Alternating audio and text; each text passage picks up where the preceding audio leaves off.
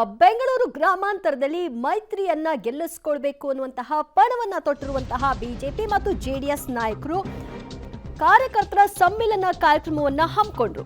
ನಾಡಿದ್ದು ಚನ್ನಪಟ್ಟಣದಲ್ಲಿ ತಾಲೂಕು ಮಟ್ಟದ ಬೃಹತ್ ಮೈತ್ರಿ ಸಮಾವೇಶವನ್ನು ಕೂಡ ಕರೆಯಲಾಗಿದೆ. ಭಿನ್ನಾಭಿಪ್ರಾಯಗಳನ್ನ ಮರೆತು ಕೆಲಸ ಮಾಡೋಣ ಅನ್ನುವಂತಹ ಕರೆಯನ್ನ ಕೊಡಲಾಗಿದೆ. ಕಾಂಗ್ರೆಸ್ಗೆ ತಕ್ಕ ಪಾಠವನ್ನ ಕಲಿಸುವಂತಹದ್ದು ಏಕೈಕ ಗುರಿ.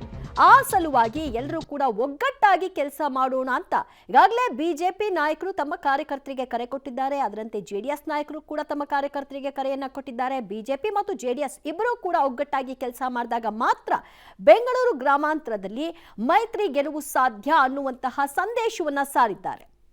ಮತ್ತಷ್ಟು ಮಾಹಿತಿ ಕೊಡ್ತಾರೆ ನಮ್ಮ ಪ್ರತಿನಿಧಿ ವಿನಯ್. ಬೆಂಗಳೂರು ಗ್ರಾಮಾಂತರದಲ್ಲಿ ಮೈತ್ರಿ ಗೆಲುವನ್ನ ಮಾಡಲೇಬೇಕು, ಹೇಗಾದ್ರೂ ಮಾಡಿ ಕಾಂಗ್ರೆಸ್ ಅಭ್ಯರ್ಥಿಯನ್ನ ಕೆಡವಬೇಕು ಅನ್ನುವಂತಹ ನಿಟ್ಟಿನಲ್ಲಿ ಪಣವನ್ನ ತೊಟ್ಟಿದ್ದಾರೆ. ಇದಕ್ಕಾಗಿ ಯಾವ ರೀತಿಯೆಲ್ಲ ಪ್ರಯತ್ನಗಳು ಸಾಗಲಿಕ್ಕೆ ಆರಂಭ ಆಗಿದೆ?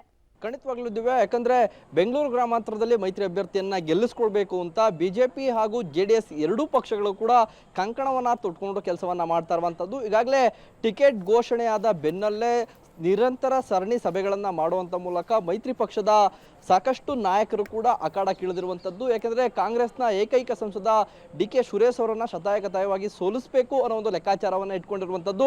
ಹಾಗಾಗಿಯೇ ಈಗಾಗಲೇ ಚನ್ನಪಟ್ಟಣ, ರಾಮನಗರ, ಕನಕಪುರದಲ್ಲಿ ಸ್ಥಳೀಯ ಬಿಜೆಪಿ ಕಾರ್ಯಕರ್ತರ ಸಭೆಯನ್ನು ಕೂಡ ನಡೆಸಿರುವಂಥದ್ದು. ಅದರಲ್ಲೂ ಬಹಳ ಪ್ರಮುಖವಾಗಿ ಮಾಜಿ ಸಚಿವ ಸಿ.ಪಿ. ಯೋಗೇಶ್ವರ್ ಅವರು ಡಾಕ್ಟರ್ ಮಂಜುನಾಥ್ ಅವರನ್ನ ಗೆಲ್ಲಿಸಲಿಕ್ಕೆ ಸಾಕಷ್ಟು ಪಣವನ್ನು ತೊಟ್ಟಿದ್ದಾರೆ. ಹಾಗಾಗಿ ಅವರೇ ನೇತೃತ್ವವನ್ನು ವಹಿಸಿಕೊಂಡು ಎಲ್ಲ ಕಡೆಯೂ ಕೂಡ ಓಡಾಟವನ್ನು ನಡೆಸ್ತಾ ಇರುವಂಥದ್ದು.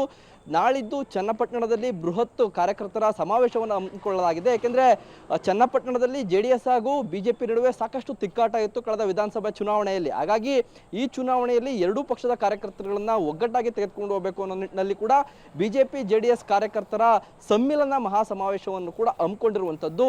ಮಾಜಿ ಸಿಎಂ ಎಚ್.ಡಿ. ಕುಮಾರಸ್ವಾಮಿ, ಬಿಜೆಪಿಯ ವಿಪಕ್ಷ ನಾಯಕ ಆರ್ ಅಶೋಕ್ ಸೇರಿದಂತೆ ವಿಜಯೇಂದ್ರ ಹಾಗೂ ಸ್ಥಳೀಯ ನಾಯಕರುಗಳೆಲ್ಲರೂ ಕೂಡ ಒಟ್ಟಾಗಿ ಈ ಒಂದು ಸಮಾವೇಶವನ್ನ ಮಾಡ್ತಾರೆ. ಈ ಒಂದು ಸಮಾವೇಶಕ್ಕೆ ಹೆಚ್ಚಿನ ಸಂಖ್ಯೆಯಲ್ಲಿ ಜನವನ್ನ ಸೇರಿಸಿ ಶಕ್ತಿ ಪ್ರದರ್ಶನ ಮಾಡಬೇಕು ಅನ್ನೋ ಒಂದು ಲೆಕ್ಕಾಚಾರವನ್ನ ಮೈತ್ರಿ ಪಕ್ಷಗಳು ಇಟ್ಕೊಂಡಿರುವಂಥದ್ದು. ಈ ಮೂಲಕ ಡಿ.ಕೆ. ಬ್ರದರ್ಸ್ಗೆ ಟಕ್ಕರ್ ಕೊಡುವಂತ ಒಂದು ತಂತ್ರಗಾರಿಕೆಯನ್ನು ಕೂಡ ಮೈತ್ರಿ ಪಕ್ಷಗಳು ಮಾಡ್ತಾ ಇರುವಂಥದ್ದು. ದಿವ್ಯಾ.